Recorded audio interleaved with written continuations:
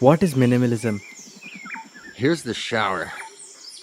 Yeah, that's exactly what I thought it was. And in my mind, that's absolutely no way to live. I mean, I can't live like that personally. I recently started watching Matt's YouTube channel. Hey guys, what's going on? My name is Matt Avella. And I started understanding more about what minimalism was. I even went and watched the Netflix documentary that he has created. When I heard about minimalism, it wasn't about just getting rid of my stuff. It was about taking control of my life and stop being told what to do and actually deciding what I wanted to do.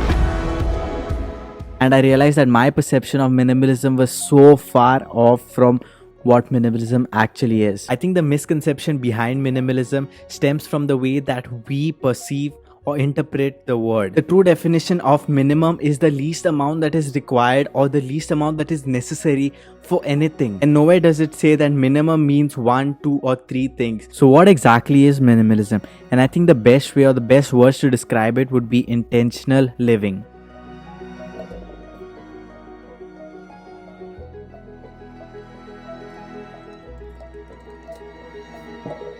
So according to Google, intentional living is any lifestyle based on an individual or a group's conscious attempts to live according to their values and beliefs. I want to stress on the last line, according to their values and belief. It means living life according to your terms and doing things that make you truly happy and contented and bring the maximum fulfillment possible for yourself.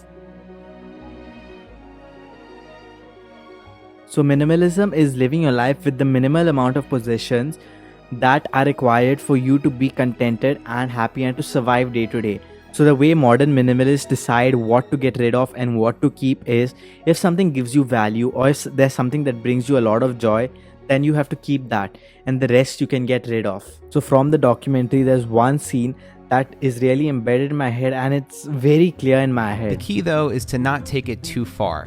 If you get rid of things that you truly enjoy, then you're doing it wrong.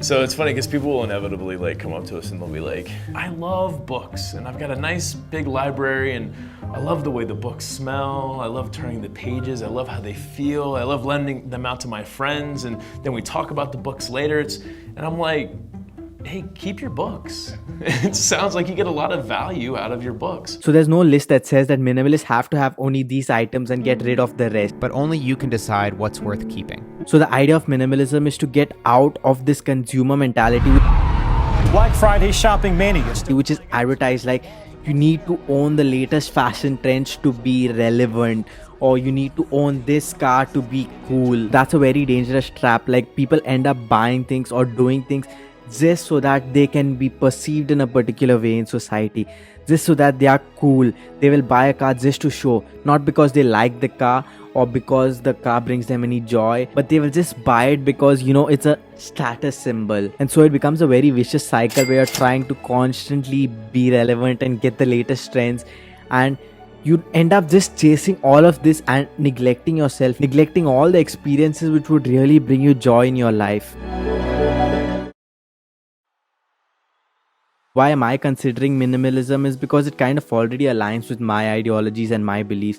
Like, I believe if there is something that you can use and it is perfectly fine, there is no need for it to be replaced. Like this shirt, I've been probably using it for I think 2 years or 3 years maybe, and it's absolutely fine for me, and I will continue using it until it's maybe completely gone or torn up, or I don't find the need of buying a new shirt just because this is old. And this is fine for me.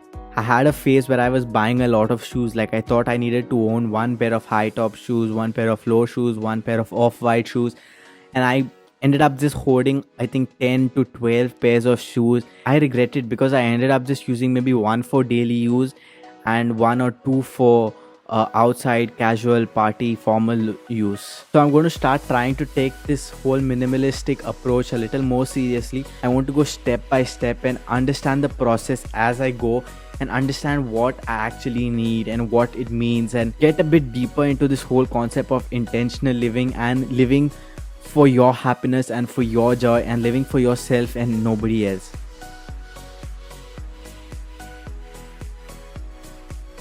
Then please contact me on my Instagram @McMaster, the same name as my YouTube channel, and we can actually do an episode and discuss this, and I can even get a better idea and a better understanding into other people's perspective and into this whole concept, because I'm just getting into it. So yeah, hopefully I'm able to do this, and this brings me a lot of joy. Until then, I will see you all in the next episode. Peace.